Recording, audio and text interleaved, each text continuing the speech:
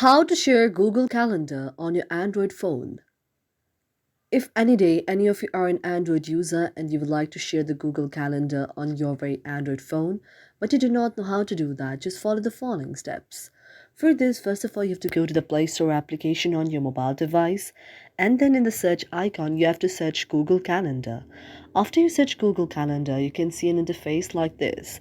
Now you have to tap on the option of Open to the Google Calendar and open your Google Calendar like this. After you open your Google Calendar like this, now you can see an interface like this.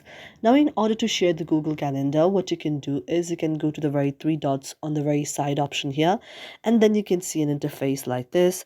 After you see an interface like this, now what you have to do is in order to share any of those, you have to tap on any of the icon like this. For example, in the Google Calendar, I have set it to a session here like this.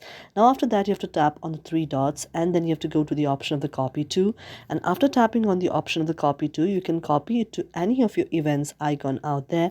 And then after you do this, now what you can do is you can just go to the option of the events like this once again, and then otherwise you can also go to the option of the very mail like this, and then send it to the very person that are added on here. Thank you for watching our video, and if you really like it, do not forget to subscribe our channel.